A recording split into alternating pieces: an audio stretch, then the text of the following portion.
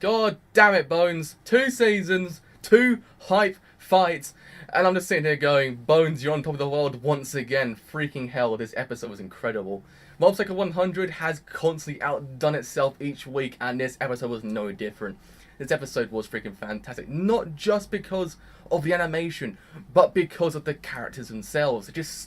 It was freaking incredible. I mean, Mob's character realizing that he can't change. There's going to be those times in which he thinks he can, but that one person will drive him off the edge, and then he will just use his powers unconsciously, mind you. Like, in essence, he doesn't have to use his powers consciously. He uses them unconsciously. But that mode that he goes into is freaking terrifying. He becomes a vessel for someone else who is controlling him. Like, he's unconscious. He is not himself. It is someone else. And I'm sitting there going, freaking hell. Like, he sends Teru into the sky. He knocks off all his clothing and sends him into the sky. It's like, freaking hell. This is kind of terrifying. And then in the end, he realizes that he just can't change. And then he goes into 100% sadness and actually kind of reforms the entire school that he just busted. I was like, damn. But the main thing is how much Mob just laid down the law upon Teru and just basically said, look, once you strip away your powers, who are you? You're just like me, just an average person, nothing special about you. I was just like, holy Christ. He just literally laid down the law upon Teru and basically said, look, when you think about it, no one's ever told you this, but once you strip away your powers, you are nothing. You're literally just the same as me.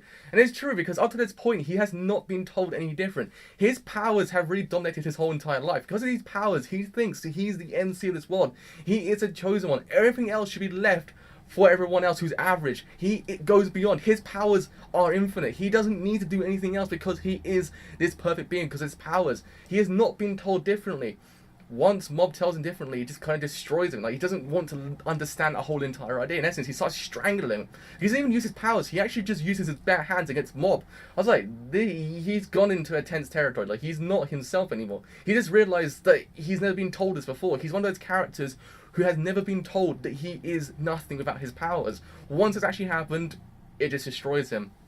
But in the end, he does actually realise he's just average. He's not anything more than that. He realises, he accepts it. I was like, okay, that's the main thing you really do get from it. In the end, Teru does realise that he's just average. He accepts that whole entire idea and basically just says, well, yeah, average. I was like, okay. But it's that whole thing with Dimple Summer as well. We actually lost Dimple Summer this episode, but at the end he actually came back through a little bit of voice. I was like, thank you. Because Dimple Summer's actually not too bad. That's the main thing you really do get from it. Because Dimple Summer really does tell Teru, like, Teru, just quit the battle right now. Let's call it a draw, because we understand it. He does not want to fight. Just leave him alone, because throughout this whole entire episode, Mob does not want to fight. He does not fight. He puts up a mantle saying, look, I will not use my powers against you. And he doesn't use his powers against him. He gets driven to the edge of using them, but he doesn't use them consciously, as what I said before. He uses them unconsciously. But again, we also understand why he doesn't want to use his powers as well. We actually understand through a flashback with his brother, what happened was, someone had actually stolen Ritsu and Mob's New Year's money. And then Ritsu's like, just give me back our money. And then they get into this kind of like tough up. And then what happens is, Mob gets sent back by one of them and hits his head. And after that point, he does not realise what happened.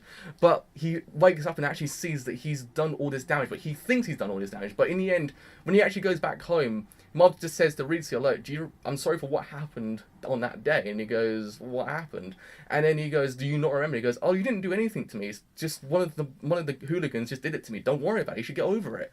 But after that point, you kind of just realise that, yes, that whole question mark territory, the whole vessel territory, has actually happened twice. It's not just happened once. It's actually happened twice. And at that scene, it did happen as well. You're like, oh my god. So it's actually happened before.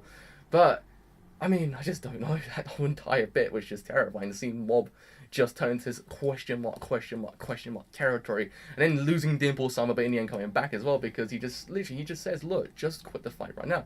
He does not want to fight. And then Terry just goes, no, that's not happening. And he goes, well, I just disciplined myself. And he just slashes him, takes him, and just exercises him. I was like, don't take Dimple Summer away, because Mob realizes at that point that Dimple Summer's not too bad. He's actually a pretty nifty dude. Nifty spirit in this case. But the whole entire scene, when Teru just says, look, are you even surprised that your pet just got exercise? He goes, not really. I was like, that's just kind of funny. That's actually really funny. I like that. But this whole entire episode was freaking incredible from start to finish. Even in the whole entire epilogue scene, when you just realize there's something more going on here that we don't really know right now, this whole vessel territory, it was freaking fantastic. But the main thing really is the characters for me. The characters were freaking phenomenal. I loved every single one of them. They just did their job and did it fantastically. And even Terror to the point, I was just like, wow. He does not want to get off his high horse, does he? He's constantly just driven to his whole entire idea. He's not going to get off that high horse. He has his pride destroyed, but he does not want to leave that pride. He's just saying, look, you come into this world and you just destroyed my world. Why would you do this? I have been perfect to this point with my powers. Because even Mob says it, goes, why are you so confident in yourself? And he just goes, because I have psychic powers. And it's true. These powers have dominated his life up to this whole entire point. When you kind of strip that away, what is he? He's just average, but he does not realize his whole entire idea. He is scared of realizing this. He's scared of realizing that he's just nothing without these powers. He's just going to his normal human being that has no friends or nothing. He is just average. But it's one other thing I must note as well. It's the philosophy that Reigen gives Mob. Yeah, in essence, the whole entire scene does get kind of diminished when you realize it's Reigen saying it. But don't get me wrong, the philosophy actually gives Mob to actually kind of live his life. In essence, don't use your power against evil for evil, just use them for good. Don't use them against people. I was like, Reigen? That's admirable. I like it. It's just when Dipple Summer just goes, it kind of diminishes the whole entire thing when you realise it's actually Reigen saying it. But it's true, yeah, it does diminish his whole entire idea. But it doesn't detract from what he is saying. He's saying to Mob, just look, don't use your power for evil. Don't use them against people. I think it's times like these that you just realise how much of a great character Reigen really is. Granted, yes, he's a phony person. But when the plot commands it, he is a pretty freaking great influence on Mob. He is a great person there to really just help him through life. Yes, you can't take him for a ride sometimes, but he's a good influence. I really do like him.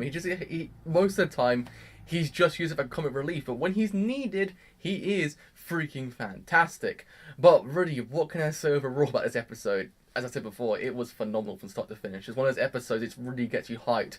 And how much one really delved into his characters was freaking phenomenal. The characterization in this episode was bloody brilliant, to say the goddamn least, I must say. Not one character was out of place. Every single character did their job and did it so freaking perfect. I was like, God damn it. I was like, good job here, boy. I was like, one, you are learning. You're doing a freaking good job at what you're doing. Just keep going at it. I love you. But yeah, I mean, Bones as well. I've got to come in the studio because freaking hell, this episode was god tier. It was god tier by Bone standards. I was like, man, and the animation, you just know how much effort they put into this. It's just so freaking great to see. I'm like, god damn it, Bones, you just keep going where you go because you're doing a freaking good job at what you're doing. So yes, with all that said, I have been the driver. Have enjoyed the video as a whole. Do leave a like. Do leave a like because it does help me quite a bit. If you enjoy my content as a whole, do leave a sub. Do leave a sub because it does help me quite a bit. But with all that said, I have been the driver. And I shall see you guys next week. See you guys then. Bye for now.